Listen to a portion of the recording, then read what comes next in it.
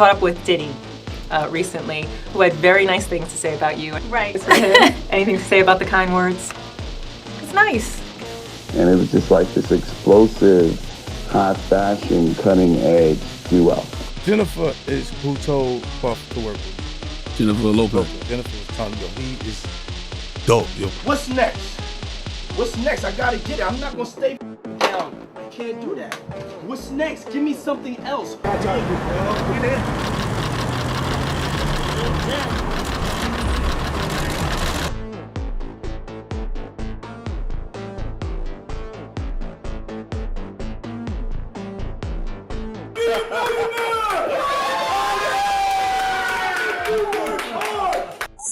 Ladies and gentlemen, I come to you today as a man.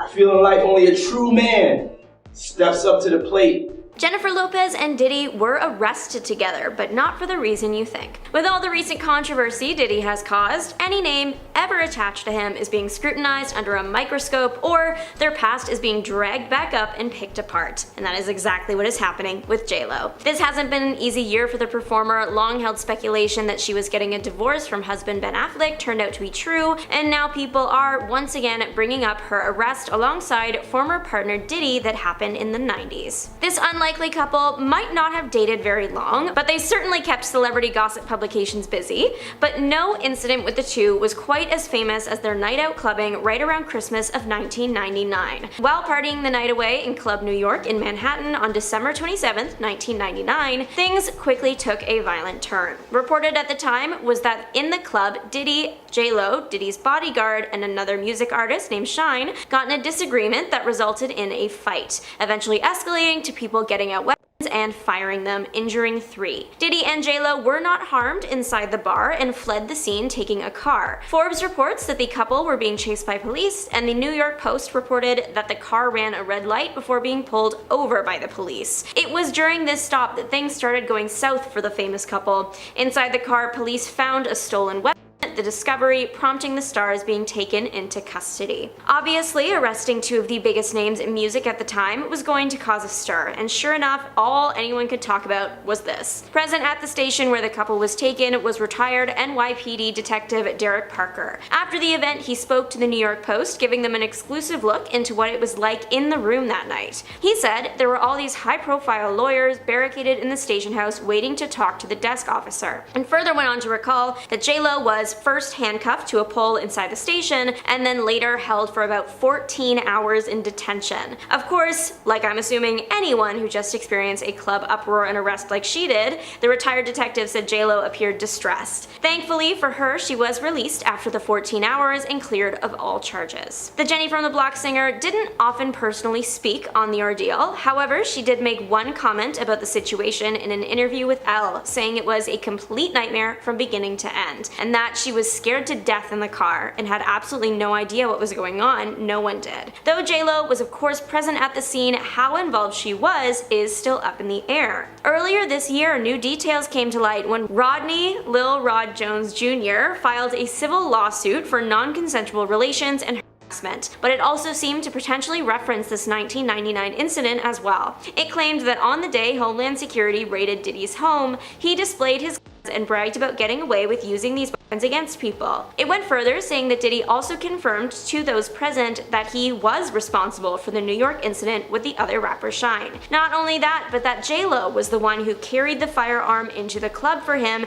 and passed him the gun after he got into an altercation with another individual. One of the victims of the incident, Natanya Rubin, has been outspoken from the start about the events that took place that night. Since the beginning, she has been very clear with her recount of the evening and adamant that Diddy is responsible for the projectile that hit her face. Though J.Lo was cleared of any charges, Diddy wasn't at first, so a trial had to take place that lasted a few weeks. In addition to the incident at the club, prosecutors also alleged that Diddy and his bodyguard tried to bribe the driver of the getaway car, $50,000 in exchange for him telling the police the weapon was his. Rubin did testify as one of the witnesses at the trial. During her testimony, she claimed that she saw Diddy pulling out the weapon with his right hand and then very soon after feeling immense pain in her face that later turned out to be caused by the firearm. Of course, you might notice that this would make J.Lo being in possession of the item and handing it to Diddy improbable, but if Rubin insisted she saw him pull it out, but it's not impossible as it could have happened before the altercation began. In the end, Diddy was acquitted along with his bodyguard. The individual that did not get cleared of all charges was Shyne. The young rapper was convicted of assault in harming 2 bystanders and sentenced to 10 years in prison. In the end, he only served about 9. Since his release, Shyne has taken a very different career approach. In 2009, the man was deported to his home country where his father was actually prime minister. Leaving his rap career behind, he decided to follow in his father's footsteps and got into politics as well. Successfully, I might add. He was voted into the country's House of Representatives in 2020. Though it is over 2 decades after the incident, Natanya Rubin is still fighting for justice. She joined Elizabeth Vargas Reports for an interview earlier in the year in which she shared that she still has 9 fragments of the projectile in her face. She shared further details about the rough night, that at the time and throughout the trial, one of the most important things to her was simply getting back home to her family. A follow-up interview revealed that Rubin was nervous even years later about sharing her story, even going so far as to ask for a deep investigation to be conducted in the event that she does go missing. This was happening right around when everything first hit the fan with all that Diddy stuff, so her fear is not unexpected. She also said in the interview that she wouldn't mind if the case was reopened, even going so far as to say that as long as it didn't cause any health complications, she would be willing to have a doctor remove a part of the 9mm projectile in her face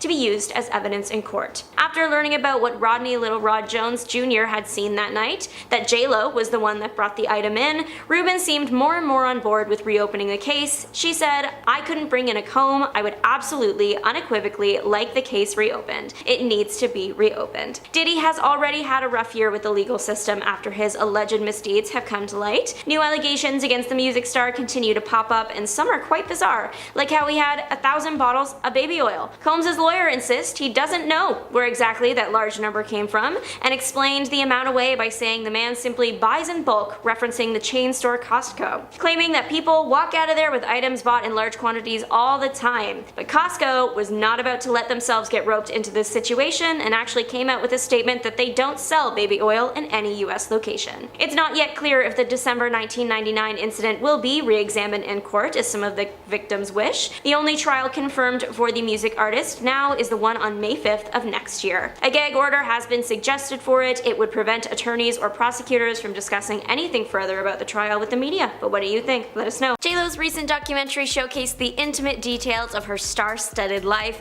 but various celebs have shared a different view of the star over the years. Here are the top 10 celebrities who caught Jennifer Lopez stealing. Usher was left out of an important decision once, and it led to some legal troubles for J.Lo. The song in question here is Get Right. Get Right was written by Usher and producer Rich Harrison for Confessions. The album was released by Usher in 2004. The song was originally called Ride. The thing was, it wasn't good enough for the album, or something went wrong. Either way, it didn't make the cut, and vault tracks weren't common yet, so the song sat there until J.Lo was interested. Harrison decided to give the track to J.Lo, presumably without checking with Usher first if his reaction is anything to go off of. Usher claimed he didn't sign off on the decision and was quick to demand publishing rights.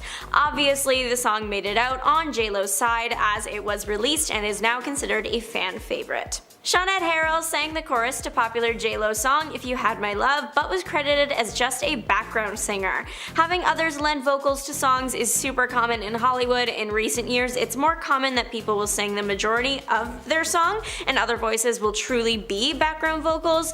It seems in this case, Harrell might not have been credited properly if she really did sing the chorus and J.Lo is just lip-syncing along. Likely though, J.Lo did put some vocals in there, mixed in with Harrell handling the brunt of it. As for crediting the person as a background singer, the vocals were mixed in a way that the background vocals typically were, plus there is no way to actually know if J.Lo was the one to sign off on that. Christina Milian is now a singer and actress. You might recognize her from the Netflix movie Falling in Love, the Kim Possible theme song, or the J.Lo song Play. Christina co-wrote the song and did record some vocals for it, vocals that can be heard on J.Lo's version of the track. But as we know now, that did not happen. But J.Lo did kind of steal her work. Not really, because she would have had to get permission, but you know what I mean. People thought maybe Christina felt negatively towards J.Lo. It turns out that is very much not the case. In an interview with Page Six, Christina got to clear up any rumors swirling around the internet. She said there is nothing malicious between her and J.Lo. She talked quite highly of the singer, and even explaining that she was okay not being fully credited for the track, saying hands down she killed it. She's so good, I love that song, I'm on the credits for whatever nature, as a writer and for singing backgrounds. There is credit for that. I'm also just so happy that she did it because she's an icon, she's amazing. It's funny when people talk about this being kind of a thing about me singing on the song with Jennifer. I mean, I have background singers on some of my songs. It's no different than Michael Jackson having background singers on songs or Britney Spears. This is what music is made of. You want a blend of voices, it makes songs better to me. She even clarified why the song went to J.Lo, explaining that she liked another party song she had written more, AM to PM, and figured that only one would make the album, so she passed on Play. J.Lo caught it and recorded it, doing some rewrites with Christina, and then it was off and hitting the charts. Ironically, it could be argued J.Lo's song, I'm Real, is not very real at all. Ashanti is the real deal here, at least when it comes to the chorus, and ad-libs, and the writing of the song. Allegedly, the song I'm Real by Jennifer Lopez was written by Ashanti. She sung the demo that was given to J.Lo. Usually artists, when they get demos, they just use it to see what the song will sound like. Then they re-record the song because it's their song now and they want their vocals. At least that's what one might think. In this case, and a few more cases that we've looked at and will look at, it looks like J.Lo did not re-record anything, just kept the demo vocals and the ad-libs. Ashanti received credit for background vocals, but the co-writing credit was nowhere to be found. So while J.Lo likely got permission from either the performer or the company, it wasn't a good look in the eyes of the public. To make the entire situation worse, J.Lo, who is Puerto Rican, used the N-word on the track. That was met with the appropriate response and callouts. I'm Real was so successful that Ashanti did write for J.Lo again, so there must not have been too much bad blood between the women. She came back to write Ain't It Funny, also adding some ad-lib vocals into this song. She did get to appear in the music video for this one.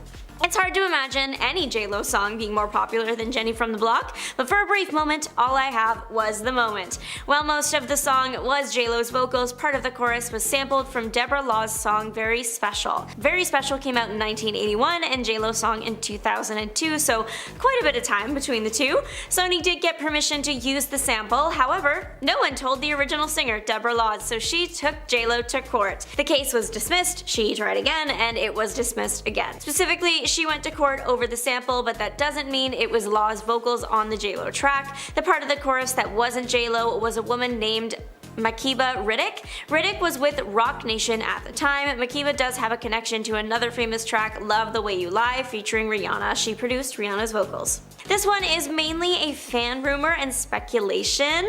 Kunela Cox was a background singer on Jennifer Lopez's tours and was possibly a vocalist on her hit song Love Don't Cost a Thing. Love Don't Cost a Thing is one of J.Lo's biggest hits, so it makes sense it would eventually be examined with a magnifying glass, or I guess just a good ear to pick apart to see if J.Lo is singing. Some fans would argue that in parts of the song, she isn't, that instead of J.Lo's vocals being heard, it's actually Cox. Cox is not that big of an artist, unfortunately, though she is very talented. She released some of her own music and albums back in the early 2000s, but they didn't do very well. A leaked demo caused people to listen to Lopez's signature track, Jenny from the Block, a little more closely, as it was rumored that J.Lo didn't even sing part of her most popular tune, and that some vocals actually belonged to Natasha Ramos. Of all the people on this list, Natasha is probably one of the most outspoken. She has used her multiple social media accounts to prove her involvement with the hit song. Using her X account, she tweets out her demo for the song, telling people to compare for yourselves. However, that was mainly in response to people saying she was lying about ever being involved with the track. Back in 2019, she tweeted a short summary of her involvement, writing, "I just want to clarify something. J.Lo did indeed go into the studio and lay down some background vocals over mine. So I wouldn't say she's so much lip syncing, however the backgrounds are predominantly me, some ad-libs and laughs as well." So that is nice to get cleared up. J.Lo is technically still singing her biggest song, just with a little more help than we may have thought. Social media star Samantha Barbash was the inspiration behind the critically acclaimed film Hustlers, produced and starring Jennifer Lopez. Samantha, however, does not appreciate the film and actually sued J.Lo and her company for defamation. Samantha shared her perspective on the situation in an interview with TMZ. She said, "They basically stole my story. I wouldn't sign my rights away. I wasn't giving away my film and TV rights for peanuts. J.Lo doesn't work for free, why would I?" Further claiming that 87% of the film made was wrong. Samantha's case was ultimately dismissed. Brandy might have been the one mad at J.Lo for taking her song, but she has also now accidentally, maybe purposely, roped herself into the feud between Mariah Carey and J.Lo.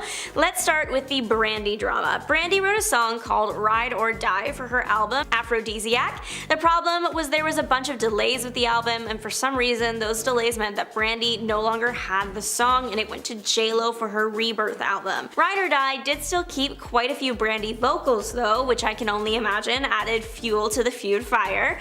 How did Brandy get into the decades-long feud with Mariah and J.Lo though? Well, she posted a picture with Carey in 2017 and captioned it #SheKnowsMe, to which Carey confirmed in the comments, "I sure do." This exchange might mean nothing to the average person, but to J.Lo fans this was a declaration of war. See, back in the early 2000s when J.Lo was starting to become a major name and Mariah Carey was releasing hits left and right, Carey was on a red carpet and the topic moved to Lopez, to which Carey replied with, "I don't know her." Such a simple sentence, and yet it ignited decades-long feud, so that's what J.Lo fans believe Brandy was referencing with her hashtag caption. But that one little comment on Carey's part could not have possibly been the thing to ignite the feud. Maybe the straw that broke the camel's back, but it certainly wasn't the first thing to happen between the pair. The first big step was probably, if you look at it from Mariah Carey's perspective, when J.Lo stole a never-before sampled song from her ahead of her album release. That was pretty bad. The song that had never been sampled before was Firecracker by Yellow Magic Orchestra. Mariah wanted it for her upcoming song Loverboy, so she of course applied for a license. The only thing was her ex-husband must have hated her because he also applied for the same song and unfortunately for Carey, beat her out. So J.Lo's track, I'm Real, got the sample, and it also featured vocals from another singer named Shailene Thomas. Presumably this fiasco is what sparked the flames of the feud. Ben didn't want his love letters to Jennifer being made public in her new film, but insiders have claimed it wasn't because he had kept them a secret from his ex-wife, because Jennifer Garner's fans were kind of outraged after Ben Affleck revealed that he clung on to his correspondence with J.Lo during his 13-year marriage, and then had those letters and emails bound into a book to gift to Jenny from the Block when they reunited in 2021. But insiders have quashed any notion that the admission shocked Garner. Apparently she was happy for Ben Affleck and J.Lo. She's friends with them, and she's also at peace in her current relationship. But Ben, on the other hand, would love for the outside world not to know about his love letters. Sure, he's a romantic, but you know, he's still a private kind of guy.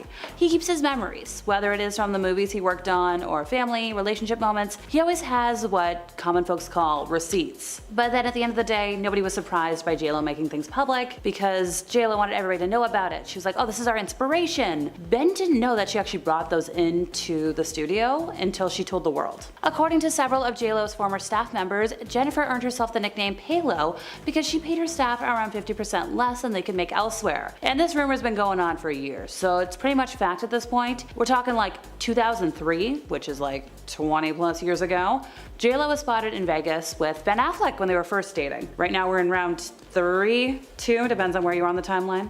The pair had a big win. Ben decided to drop $2,000 to the dealer, but before the dealer could actually take his well-earned reward, J.Lo snatched up the cash, swapped it for $200. Now, people are like, okay, does she have a reason for paying her staff so little? She's like, yeah, I had to work hard to make my money, so like everybody else should. And like, I'm sorry, that's just embarrassing. If you had to work hard to earn what you earned, you should want to try and make it easier for others because you know how hard it is. It's just a really entitled point of view and it's gross. Now, if you didn't know, earlier this year, J.Lo released her documentary on Prime. It's This Is Me Now, a love story. Gave you behind the scenes look into her album, This Is Me Now. If I'm sounding redundant, just you wait. The movie was called The Greatest Love Story Never Told. Until it was told, and now it's over. Sorry, my little ad lib there. Some fans who watched it took to social media to call her out for her lies. Because in one scene, she poses in the mirror of her personal gym because she's shaking out her hair. She's reminiscing about growing up in the Bronx. She's like, yeah, I like taking my hair like this. It reminds me like when I was 16 in the Bronx, running up and down the block. Crazy little girl who used to be effing wild, no limits, all dreams. But then come in TikTok user, photos by Angela, who's like, I went to the same Catholic high school as J.Lo, and J.Lo is lying. She said, and I quote, "We both attended an all-girls high school in an Irish and Italian neighborhood, so you weren't running up and down the block." Now, J.Lo's been long accused of some, fibbing and whatnot. One big fib, apparently she doesn't actually sing on her albums. Singer Natasha Ramos took to TikTok to shed light on that rumor. So Natasha has a voice pretty similar to J.Lo's, and was allegedly hired to sing the demo of Jenny from the Block. And the production team liked her voice so much that they asked her to record 5 more songs for an album, which, oh boy. Natasha received $3,500 in a backup singer's credit. But as she claims, and as the original demo demonstrates, yeah, it's her voice in the final track. And not only in the choruses, it's her laugh, it's her yelling from the Bronx. J.Lo, I think, only really sings in the verse. Speaking of stealing, J.Lo's notorious for stealing from other artists. Like, she caught her big break back in 1997 when she starred as the late Latin pop icon Selena in the biography of the same name. And after that film, J.Lo ventured into music. Her demo was picked up by music exec Tommy Mottola and Sony Music, and she dropped her debut album in summer of 1999. And one big hit from that album was If You Had My Love. You know it, you love it, we've all heard it. Well, that song got some backlash from R&B singer Shantae Moore because Moore had a near identical song called If I Gave Love that she recorded a year prior in 1998. Both these songs were written and produced by Rodney Jerkins. It's been said that J.Lo's then boyfriend, whose name I probably shouldn't say on here, pressured Jerkins to write a near identical song. And J.Lo's stealing habits only got worse as time went on. This wasn't like a one and done. So using background vocals is not uncommon in the music industry. But the issue with J.Lo is that she's passed those off as her own. Songs like Play and the I'm Real remix feature prominent reference track vocals from Christina Milian, Ashanti. J.Lo and Ja Rule's music video for I'm in Real remix, J.Lo used Ashanti's reference track vocals in the song and passed them off as her own. Yeah, instead of J.Lo re-recording the song, which is kind of what's normal in the industry, she left the demo vocals on the song and failed to credit anybody else. If I was to list everybody she's like stolen from over the years or attempted to steal from, we'd be here all day. But let's look at some notable names. Usher, Mariah Carey, Brandy Norwood. I could go on and on. Oh, and by the way, J.Lo's also been accused of lip syncing a lot during live performances. In 2021, fans flooded social media during her American Music Awards performance because they were very disappointed that her vocals did not match the studio version of her song On My Way. And then 2014, she was performing on American Idol, and folks were like, no, you're lip syncing I Love Ya Poppy. We all saw it, we all know it. Not the right move. So in 2002, J.Lo starred in the romantic comedy Made in Manhattan. And she went all over the world promoting this, and when she landed in London, people were talking. They weren't talking about the movie though, they were talking about her demands. Because, well, she was there and, hanging out. She had a very interesting encounter with hotel staff. She was staying at the Metropolitan Hotel, and this is where the early signs of J.Lo being a career diva began to show. The hotel staff was astounded by her extravagant demands, because apparently it was reaching levels they'd never seen before. She was like, I need thousands of pounds of lemon-scented candles. And also, if I'm even gonna go like a block around the corner, I need a limo. Literally, she had 7 limousines escort her to lunch at a place that was only 200 yards away. So maybe you think, well, Alexa, maybe she grew out of that. 2012 reports surfaced that Jenny from the Block demanded that staff working for her make no eye contact or even speak with her. While having work done on her San Fernando Valley home, she demanded that none of the helpers, drivers, or contractors have any interactions with her. And reportedly, when flying first class, she doesn't like anybody to bother her. Not even a flight attendant. And that's their job. They bother you for safety, if you need a snack. One time a flight attendant offered her a drink, and she was like, She said instead to her assistant, please tell him I'd like a Diet Coke and lime. Sure, this rumor hasn't really been confirmed, but come on, who does that? J.Lo had her former co-star Ryan Guzman fake his relationship status to hype up their movie almost 10 years ago. And we found this out from his ex-girlfriend who was with him at the time. So Melanie Iglesias called out J.Lo on the No Chaser podcast for how Jen acted during the 2015 The Boy Next Door press run. Because apparently J.Lo was holding hands with Ryan at after parties and acting like they were an item.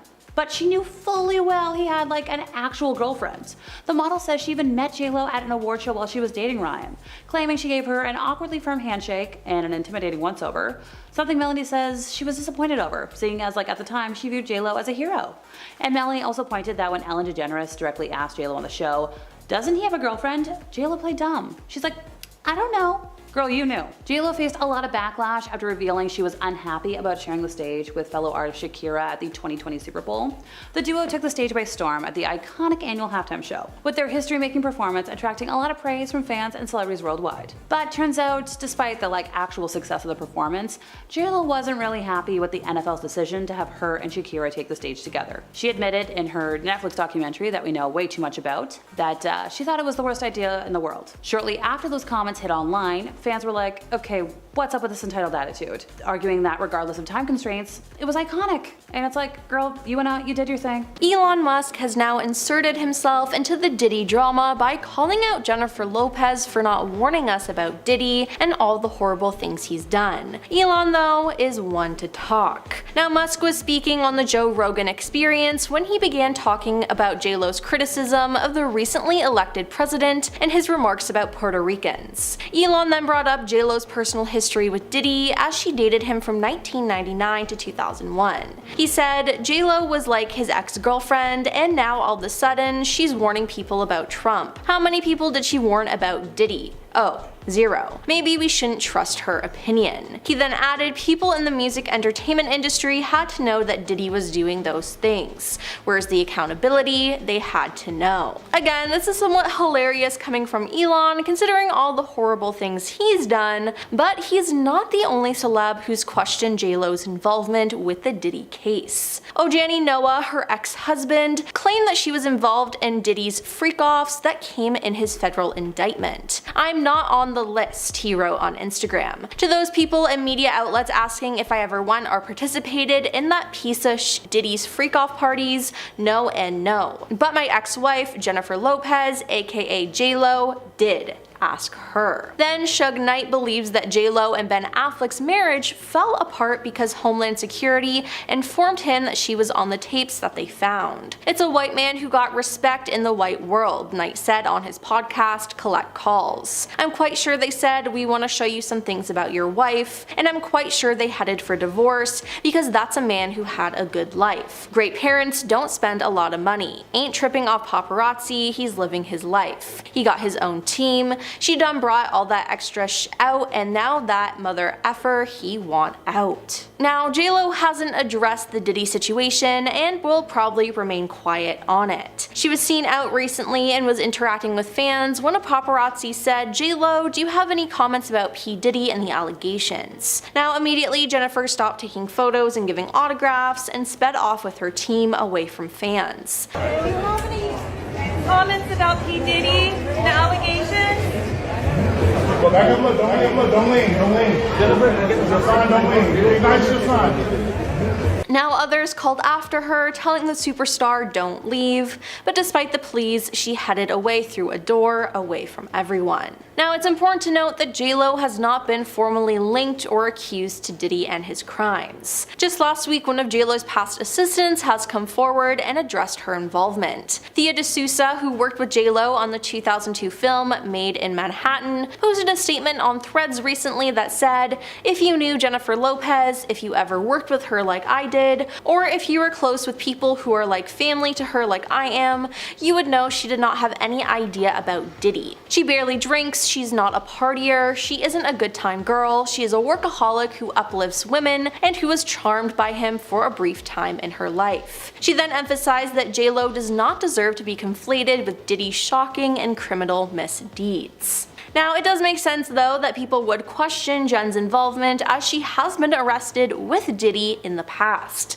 Yep, you heard that right. In 1999, Diddy was arrested following an incident that happened at a nightclub in New York. That night, Diddy was with his bodyguard, Anthony Wolf, rapper Jamal Shane Barrows, and Jennifer Lopez, who he was dating at the time. As reported by Forbes, the incident started with a disagreement and ended with 3 different people becoming injured. After the incident, Diddy, J.Lo, J.Lo and Jamal left the scene, but then the three were involved in a police car chase. Now, it's even been rumored that J.Lo threw evidence out of the car during this case. According to the Washington Post, police found a stolen weapon in the car, and both Diddy and J.Lo were arrested and initially charged with criminal possession of stolen property. Now, the charges against J.Lo were dropped overnight, but Diddy and Jamal went to trial. Jennifer spent 14 hours in a police station as the result of her incident. Now, she later described it as an unfortunate situation, adding, "We were somewhere we shouldn't have been. It was a bad situation, and any bad situation that involves celebrities, people run with." Diddy faced additional charges of bribery as he had allegedly offered the driver of the car $50,000 to say the weapon was his. Diddy was acquitted of the charges, and Jamal was charged with 5 offenses. Now, he served 10 years for his charges, according to the New York Times. But nobody was ever charged and found guilty of the actual incident. One woman who was a victim of the incident claims that Diddy injured her,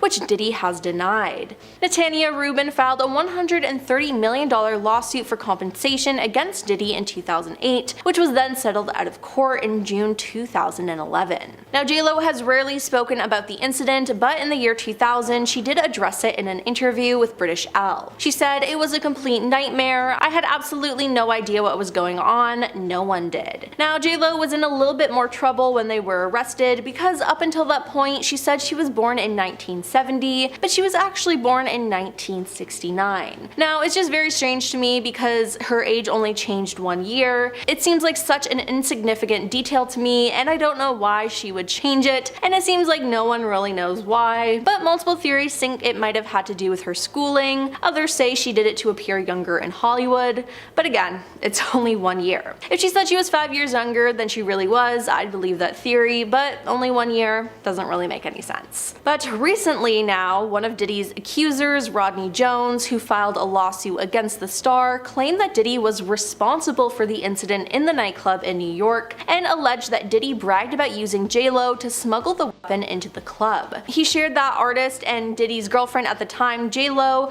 carried the weapon into the club for him and passed it to him after he got into an altercation with another individual, he alleged in the lawsuit. Now, all I can say is yikes. Diddy has denied the accusations, but again, J.Lo has remained silent. Is there more to the story than J.Lo is letting on? Regardless, I think she needs to clear her name, whether she puts out a statement herself or through a representative, because all of this is not a good look at all. Now, Diddy was arrested in September for running a crime ring for over a decade. While in jail, he's been faced with multiple lawsuits, and he's getting more and more every day, it appears. In October, Tony Busby, a Texas-based attorney, announced he was representing more than 120 men and women against Diddy. The criminal complaint states that Diddy held freak-offs where he distributed a variety of controlled substances to victims, in part to keep the victims obedient and compliant. Now, Diddy's attorneys have repeatedly denied the allegations. Mr. Combs and his legal team have full confidence in the facts, their legal defenses, and the integrity of the judicial process, his attorney said in a statement to CNN. In court, the truth will prevail. When you have a consistent line of victims alleging the same or similar claims, it just gives a lot more credibility to the allegations, said Trey Lovell, a Los Angeles-based entertainment attorney. Now, Nancy Erica Smith, an attorney in New Jersey, said, "The evidence, I think, is overwhelming," adding that the lawsuits are helping to change the culture. "I think that women are going to be less likely to tolerate it and fearful to speak out, and other women are going to come forward." Yeah, it just does not look good for Diddy, and with this though, it has people questioning whether those close to him knew about the crimes or even participated in them. That's why J.Lo's name has been dragged through the mud. It appears that we'll only learn more during Diddy's trial, which is set for May 5th, 2025. One of J.Lo's past assistants has come forward and addressed J.Lo's involvement in Diddy's crime ring.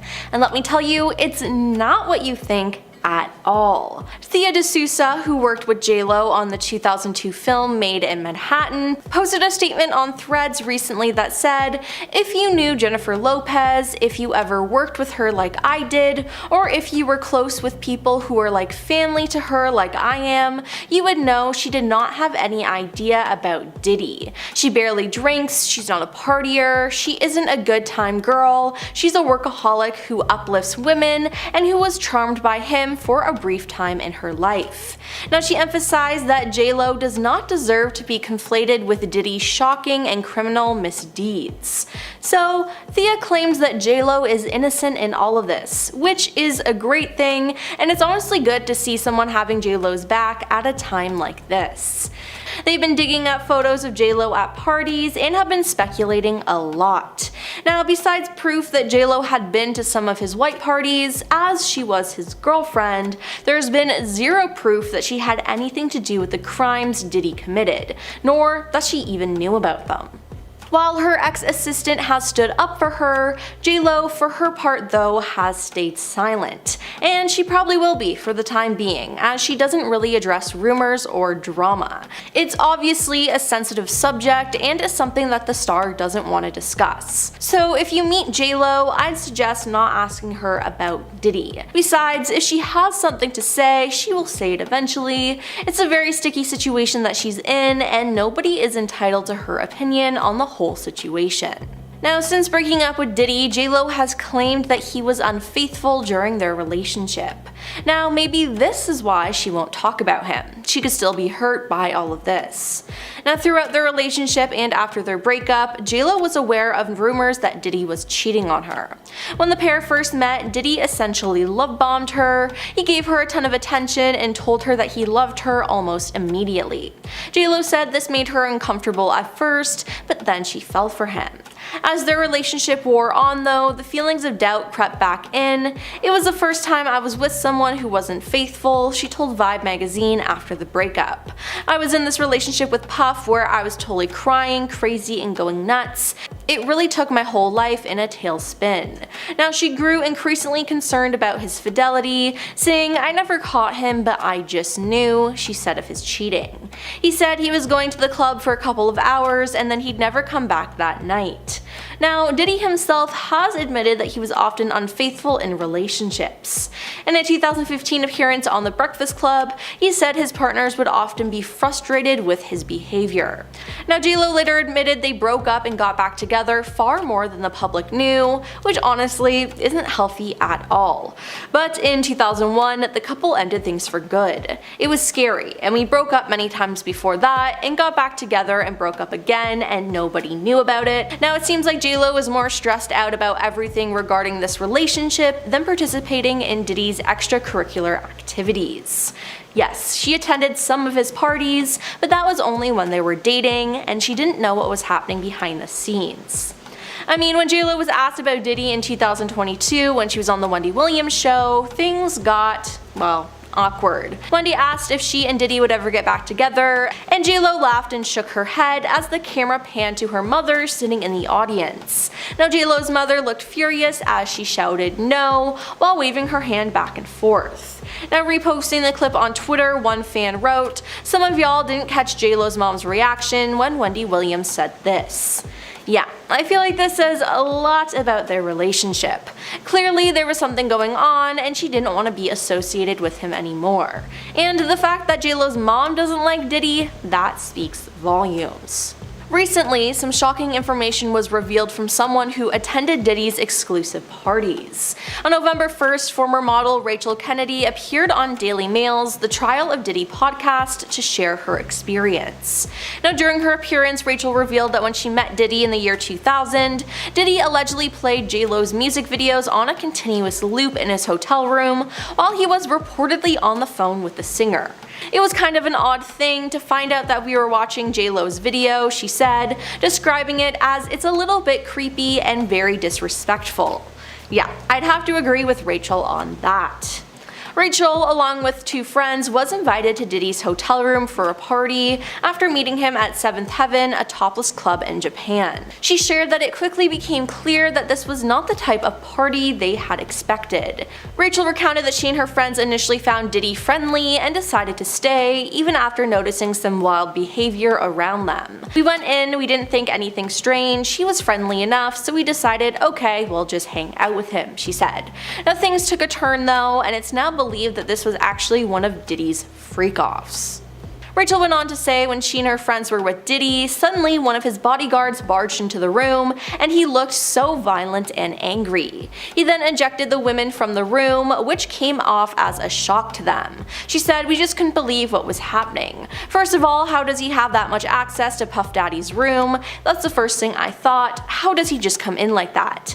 Looking back at the strange experience, she alleged that the Bad Boy Records founder teaches them the behavior as he's their boss. She added, "He is the puppet master of all of this, and this is why people think it's okay, because he's teaching them that this kind of behavior is acceptable. He's like a cult leader and these people are his disciples," she said. Now this makes sense, as it's been released that Diddy had plenty of rules his employees had to follow when it came to finding him women. A former party planner who worked with Diddy during 2004 and 2005, who wished to remain anonymous, stated that women attending these parties were subjected to weight checks. "We would do a weigh-in if necessary. The girls had to be young and hot, so I always had a scale nearby in case I needed to make sure. The number was 140 pounds, but if a girl was really tall, there was a little bit of discretion involved," said the planner, adding that other requirements included no flab, no cellulite, no overly pierced or tattooed,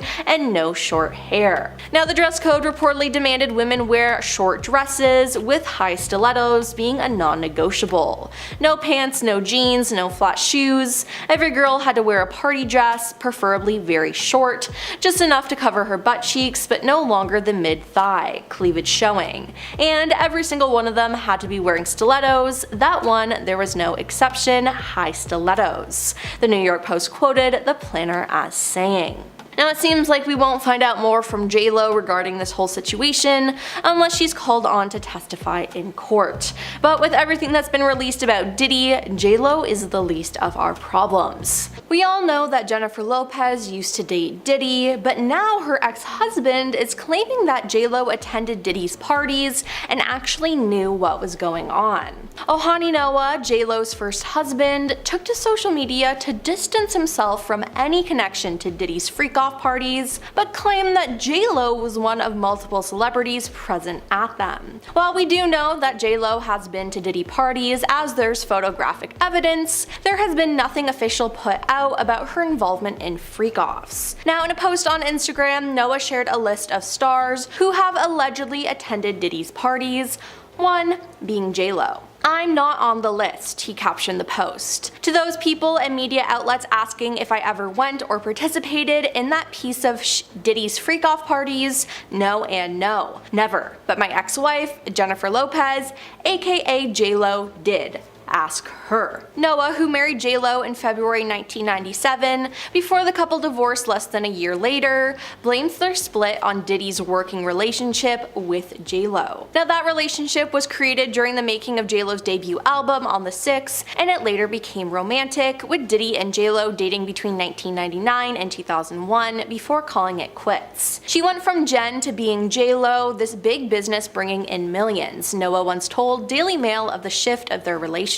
She had all these new people around her, all wanting to make money off of her. I would call and an assistant would say, "Sorry, she's not available." Now this isn't the first time her ex-husband has called her out. Despite the fact that they were only married for 9 months, Noah has been trying to slander his former flame to keep his name in the news by any means possible. In 2006, he set out to publish a tell-all book dubbed The Unknown Truth, a passionate portrait of a serial thriller, which Jennifer stopped with a lawsuit, claiming that her ex was breaking their confidentiality agreement. She was then awarded $545,000 in damages, and Noah was slapped with a court order, which forbade him from criticizing, casting in a negative light, or otherwise disparaging Jennifer. Then just 3 years later, he made headlines again when he threatened to release videos taped during the pair's honeymoon, showing the pop star in a revealing lack of clothing and in certain situations, especially in the hotel room. And this caused her to file a $10 million lawsuit against him. Meanwhile, during a 2016 appearance on Million Dollar Matchmaker, he dumped blame on his former wife, saying that she caused their split, and claimed, "I was looking forward to being with her for the rest of my life. It didn't happen. She made the choice of her career instead of me." Now, after Jennifer tied the knot with Ben Affleck in July 2022, Noah publicly spoke out about her marriage. "I wish her and Ben the best, but I'm not convinced it will last," he told the Daily Mail that month. "Jen loves being in love, but she's been engaged 6 times. Ben is husband number 4. I was husband number 1, and she told me I was the love of her life." Now, it seems like in the end that he was right. Other stars have also called out J.Lo for her ties to Diddy as well. Elon Musk was speaking on the Joe Rogan Experience when he began talking about J.Lo's criticism of the recently elected president and his remarks about Puerto Ricans. He said J.Lo was like his ex-girlfriend, and now all of a sudden she's warning people about Trump. How many people did she warn about Diddy? Oh, 0. Maybe we shouldn't trust her opinion, he said. He added, "People in the music industry had to know that Diddy was doing all those things. Where's the accountability? They had to know." Suge Knight also believes that J.Lo's and Ben's marriage fell apart because Homeland Security informed him that she was on the tapes that they found at Diddy's. "It's a white man who got respect in the white world," Knight said on his podcast Collect Calls. "I'm quite sure they said, we want to show you some things about your wife. I'm quite sure they headed for divorce because that's a man who had a good life. Great parents, don't spend a lot of money, ain't tripping off paparazzi, he's living his life. He got his own team, she done brought all that extra out, and now that mother effer he want out." Now, on the other hand though, Thea DeSouza, who worked with J.Lo on the 2002 film Made in Manhattan, posted a statement on Threads recently that defended the star and said that she had no involvement with any of this. "If you knew Jennifer Lopez, if you ever worked with her like I did, or if you're close with people who are like family to her like I am, you would know she did not have any idea about Diddy. She barely drinks, she's not a partier, she isn't a good time girl, she's a workaholic who uplifts women and who was charmed by him for a brief time in her life." Now, she emphasized that J.Lo does not deserve to be conflated with Diddy's shocking and criminal misdeeds. Now, J.Lo was recently spotted out in public interacting with fans when a paparazzi asked her,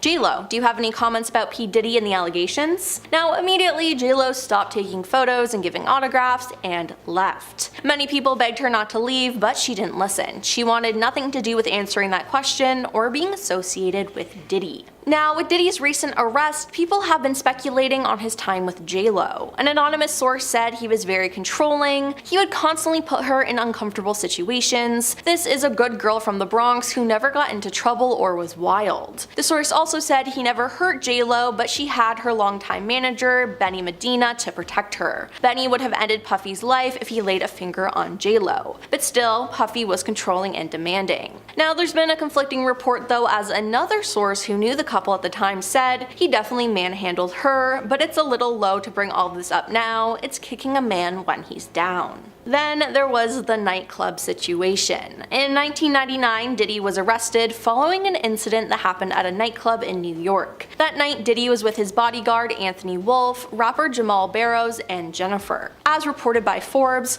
the incident started with a disagreement and ended with 3 different people becoming injured. After the incident, Diddy, J.Lo, and Jamal left the scene, but the 3 were involved in a police car chase. It was then reported that J.Lo threw evidence out of the car. According to the Washington Post, police found a stolen weapon in the car, and both Diddy and J.Lo were arrested and initially charged with criminal possession of stolen property. The charges against J.Lo were dropped overnight, but Diddy and Jamal went to trial. Diddy faced additional charges of bribery as he had allegedly offered the driver of the car $50,000 to say the weapon was his. Diddy was acquitted of all charges, and Jamal was charged with 5 offenses, but nobody was ever charged and found guilty of the actual incident. But recently, one of Diddy's accusers, Rodney Jones, who filed a lawsuit against the star, claimed that Diddy was responsible for the incident in the nightclub in New York and alleged that Diddy bragged about using J.Lo to smuggle the weapon into the club. He shared that the artist and his girlfriend at the time, Jennifer Lopez,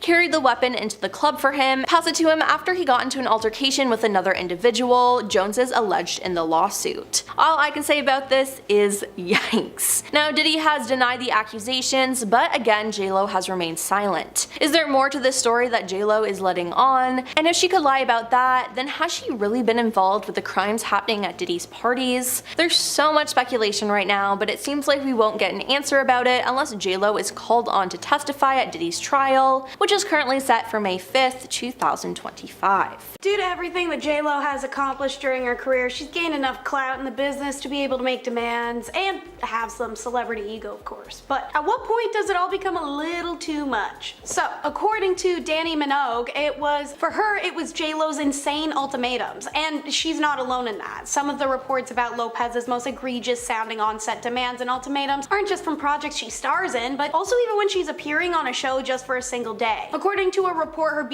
for her BBC interview, Lopez required enough dressing rooms for a 90-person entourage if she was going to show up on the day of. In 2022, Dannii Minogue shared what J.Lo was like on their shared episode of Top of the Pops. Minogue and Lopez were set to feature during the same filming, but Lopez, at the last second, threatened not to show. And according to Minogue, it was unless her backstage room was redecorated. I was told everything had to be white, including the sofa. All I could think is girlfriend is covered head to toe in body makeup. How do you sit on an all-white couch? Meanwhile, when she's the star of the show is quite literally revolving around her power-tripping schedule. According to an insider who spoke to Now magazine in 2011, Lopez demanded to eat at exact times every day, no matter what was happening. If the natural lighting was just right, if everything was set up perfectly, Lopez would still walk off set at 10:15 on the dot to eat food specially made for her. This source was from the set of What to Expect When You're Expecting, a movie that J.Lo filmed with Cameron Diaz, and the two famously didn't get along following her next worst J.Lo moment, the movie line interview, which went down in history, man. In an era of interviews PR managed within an inch of their lives, it's rare for a major star to shred into another, let alone half a dozen. But times were different in 1998, and while speaking the movie line, Jennifer Lopez appeared on a mission to burn bridges with every female actor of her generation. When asking Lopez why she believed she was even popular in Hollywood at the time,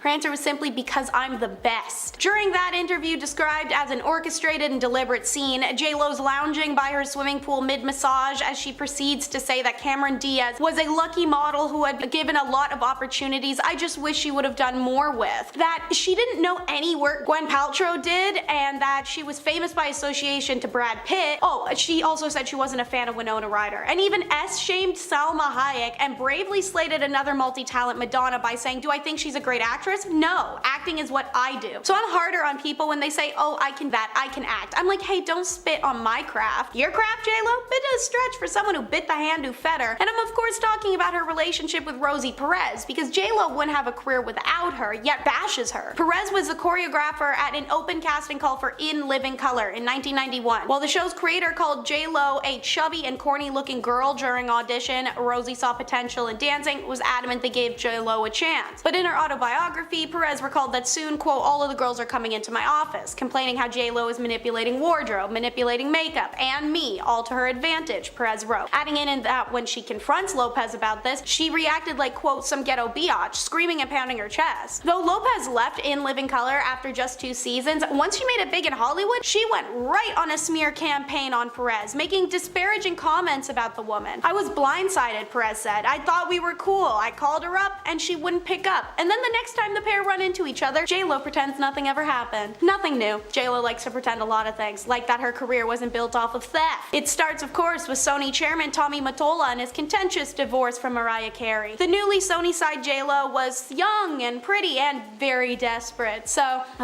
Tommy chose to use her as his pawn to try and sabotage Mariah's Glitter soundtrack, and he did so by giving J.Lo the same samples and beats he saw Mariah using. Mariah's single still comes out on top, but Mottola did, however, find success in damaging Mariah's career, and J.Lo and her team learned that her success laid in using the work of other artists. She especially profited off of Black underground artists, either by literally using their vocals or by taking and rewriting their songs with differing lyrics. Said artists were those like Shantae Moore, Christina Milian, Usher, Mariah Carey, and of course Ashanti, who wrote Ain't It Funny, and Natasha Ramos, who wrote Jenny from the Block. Both artists' backgrounds, ad-libs, laughs, and main vocals were used in the songs but uncredited. J.Lo's theft of music became so persistent and even repetitive for some artists that many began leaking their own music so J.Lo wouldn't steal it. And Usher was the first, but definitely not the last, to loudly sue the singer and win for it. But just like J.Lo, since The Block was mentioned, I'm now going to bring it up and tell numerous stories about it. This first one, how Jenny caused a fiasco. So Lopez once starred in a Fiat commercial in which she drove around the Bronx and explained why her old neighborhood continues to inspire her. Her deal with the Italian manufacturer was reportedly worth millions, yet she refused to actually return to the block that she sang about and forced Fiat to find a body double to do so. The owner of Mott Haven Barbershop, seen in the ad, said the commercial featuring the Fiat 500 car drove up and down the street of East 136, but Lopez was not at the wheel. Instead, it was a double that looked like her. J.Lo's people refused to comment on it, but Fiat was forced to, and they make a public statement explaining that the body double was because of scheduling decisions. I guess I can't be too surprised given that J.Lo even went so as far to refuse financial aid to her own old high school and community. Jenny from the block has donated, rather stingily and minimally over the years, to charity, but never to her own suffering neighborhood, which has now been criticized by her former principal, Claire Latempa from the Holy Family School, for allegedly turning her back on the community. Latempa, who worked alongside the star's own mother, Lupe, at the school, tells the New York Daily News, Jennifer hasn't even sent us a CD. Her mother, Lupe, was wonderful. A sweetie. Wonderful with the kids. When Jennifer became famous, I asked Lupe if Jennifer could donate a scholarship in her name, and Lupe said, that's her money and that's it. The school board has since sent inquiries to the singer in the past, asking for potential scholarships be set up in her name for prominent music or dance students, but they've received no response. And Latempa adds that the recession hit parents hard. Many of them are single mothers. A lot have lost their job. And she said, I have one mother who worked at St. Vincent's Hospital for 25 years who's out of work. It's a hard time for families to make tuition. I keep praying she'll donate. It's hard to imagine J.Lo will donate anything though when she did something like the casino reclaim. Several TikTok users have accused Lopez of not tipping her waitstaff, but two stories in particular take the cake, or in this case, the tip. So TikTok user Penny claims that her friend, once employed at the Las Vegas Tavern, told her about serving Ben Affleck one night and he gave said friend a $10K tip for the service. But once J.Lo caught wind of the tip money, she allegedly took it back. Apparently, Affleck was so mortified that the next day he sent a bouquet and $25,000 tip to the server. In a second TikTok now deleted, a woman corroborates this story, claiming the couple's notoriously anti-tipping. Lopez tells Affleck not to tip. He doesn't tip anymore though, baby. You don't need to tell him nothing. He ain't doing it. Taking back tips is some next level behavior from a millionaire like J.Lo, but the woman also cares so little about livelihood of others, she makes her staff jump through hoops. So, a flight attendant told Star Magazine how J.Lo refused to even acknowledge him after he asked to take her drink order. Instead, she turned her head away and told her personal assistant, please tell him I'd like a Diet Coke and a lime. And in 2022, amid TikTok's storm of fans sharing negative encounters with Lopez, one user, Kayla, shared how her father worked for a driving company, but he refused to drive for J.Lo after learning her rules. Drivers can't look at her or talk to her, they can't let her luggage touch the ground, and if they even glance through the rearview mirror at her, they could be subjected to a scolding. This is believable since a woman on Quora, Emily Watford, shared her experience working in a concert arena and watching a doorman get fired for making eye contact with J.Lo. And there is rumors of a construction crew from her house who were all banned from eye contact as well. It's absolutely insane to me though how stingy J.Lo is given how much money she makes, but even worse is she has incredibly low standards for earning it as well. Like performing for dictators. According to the Human Rights Watch, Turkmenistan is one of the world's most repressive countries. So it was little surprise that J.Lo is heavily criticized when she agreed to perform for its president's 56th birthday celebrations in 2013. This man's a tyrant responsible for breaching countless human rights laws, and she declared, it was our pleasure towards the end of her set, and we wish you the very happiest of birthdays. Lopez representatives pleaded ignorance following the public backlash, one claiming in a statement that the A-lister would have turned down the invitation if she'd been aware of the president's past, as if she doesn't have access to Google. It would have been a viable excuse also if J.Lo hadn't already done similarly before. She took to the stage for an Aussie oligarch and then a Uzbek businessman's wedding for $1 million sums. And ahead of two controversial gigs in Russia, she reportedly told fans, I don't like to talk politics, to be quite honest. But she seems really okay dropping political words. You know, like when J.Lo thought everyone would let her get away with dropping a slur in her 2001 remix of I'm Real. Not only did the song have zero similarity to the original whatsoever, but the Latina singer bravely drops the N-word in the opening verse. Penned by Ja Rule, who also rapped on the record, and its producer Irv Gotti, the track quickly came under fire from Hot 97. Star and Buckwild, the morning radio DJs implored listeners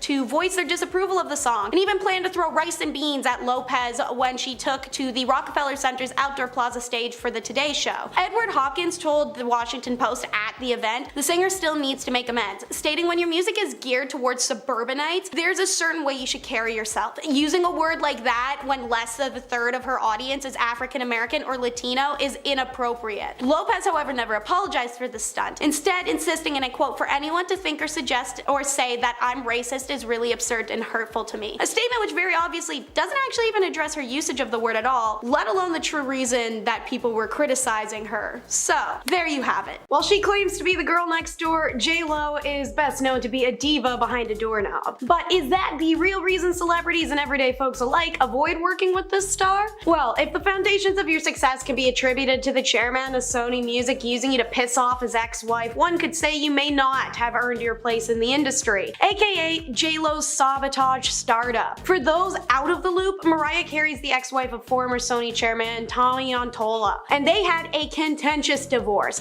during which J.Lo was a rookie newly signed to the label. She was young, she was pretty, and she was absolutely desperate, so Mottola used J.Lo as his pawn against Mariah. Mottola tried to sabotage Carey's Glitter soundtrack, and to quote Mariah herself, "After hearing my new song, using the same sample I used, Sony rushed to make a single for another female entertainer on their label, whom I don't know." A reference, of course, to the famous quote Mariah had made about J.Lo years prior. Carey knows that she got the last laugh, however. To quote, "All of that Loverboy ended up being the best-selling single of 2001 in the United States." Mottola, however, did find success in damaging Mariah's career and exasperating J.Lo's in the process.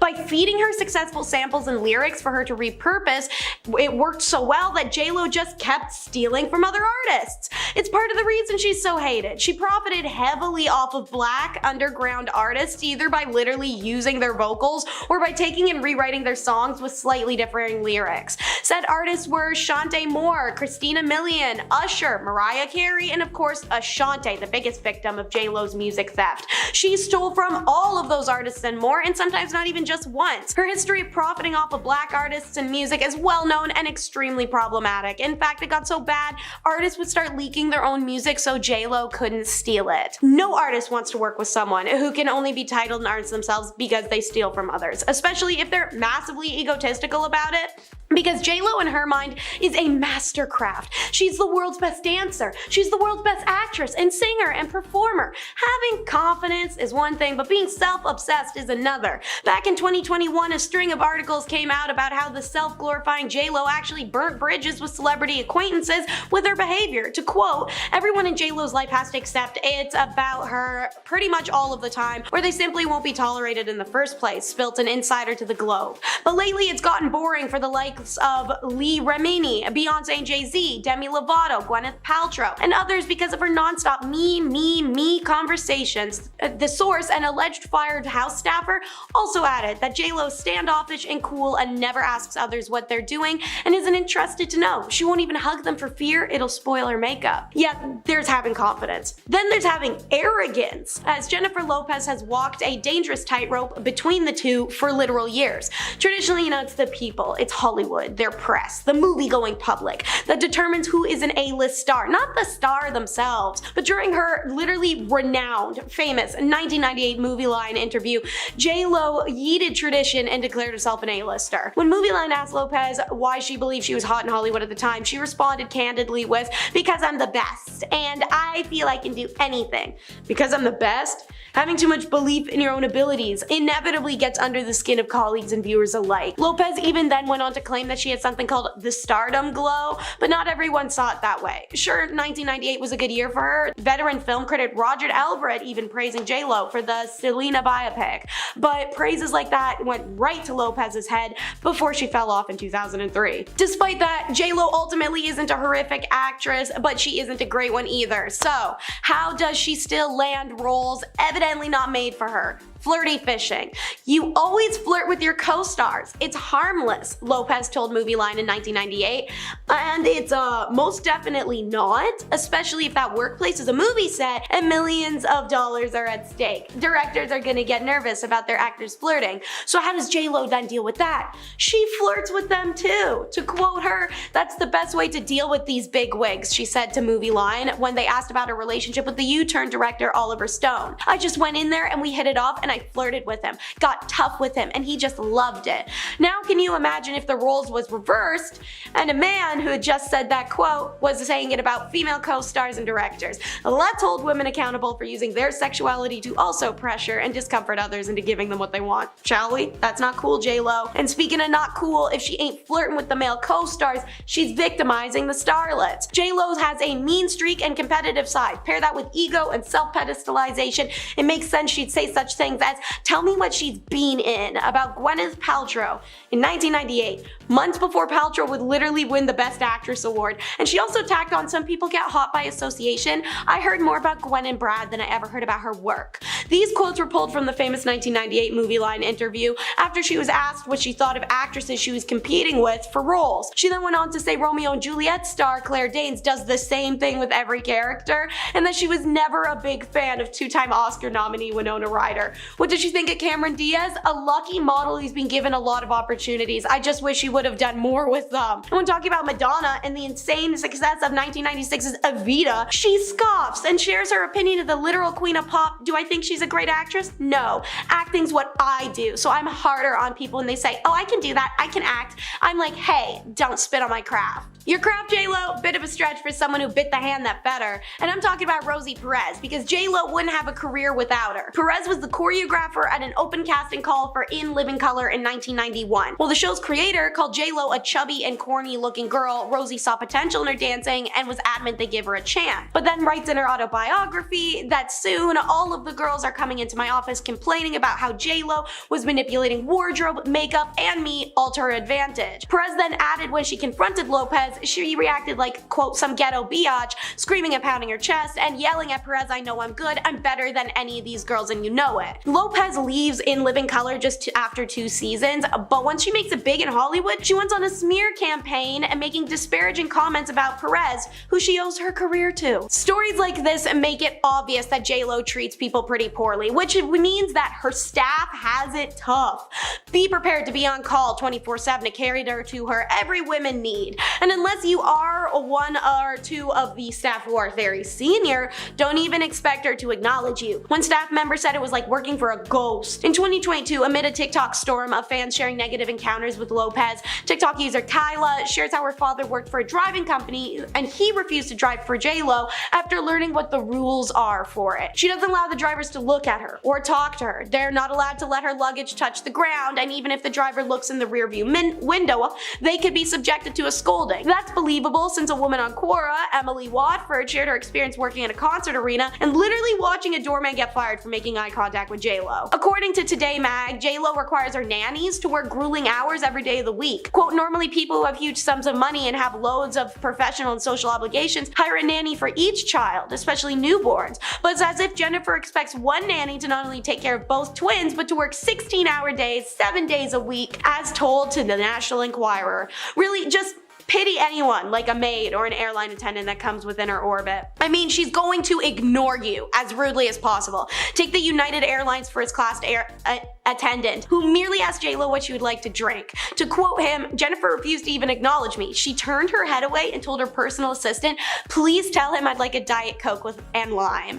It gets a lot worse when you talk about the German hotel maid who dared to knock on her door and politely ask for an autograph. Named Pré Dodage, she said, "It took all of my courage and I rang the bell to get an autograph, but I was rejected by 2 assistants at the door. A day later, the cleaning company that employed me called and said Miss Lopez has complained, and I was fired right there on the phone." Lopez then turned around and called the story hurtful and refuted she got anyone fired, but she didn't deny making the call. Anyways, I'd be mortified by something like that myself, but that's honestly J.Lo for you. That's how she treats people. She's completely shameless. This is a woman who will fire you for looking at her and has no concept of why that's not okay. A woman on TikTok, Julia Wang, shared her story of meeting one of J.Lo's backup dancers in Vegas concert where J.Lo was performing and shared how cruelly they were treated, saying if you were pretty or if you were Latina, it was like a game over. She hated you. Oh, J.Lo not being a girl's girl.